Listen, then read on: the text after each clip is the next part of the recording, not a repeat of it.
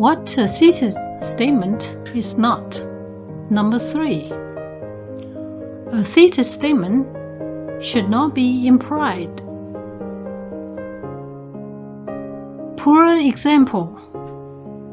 What I'm going to write is the following. So, what exactly are you going to say?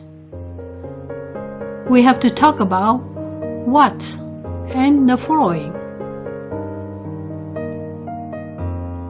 The improved example. My research article states our goal, approach, and result.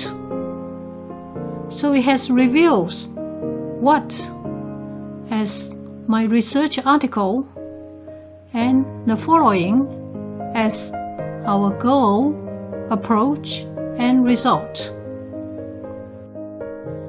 Poor example.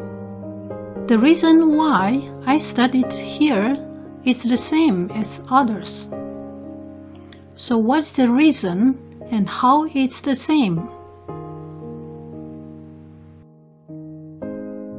The revised example. My homework activity is to join your discussion group. So now it has revealed the reason of the study to be my homework activity and the same as others to be join your discussion group.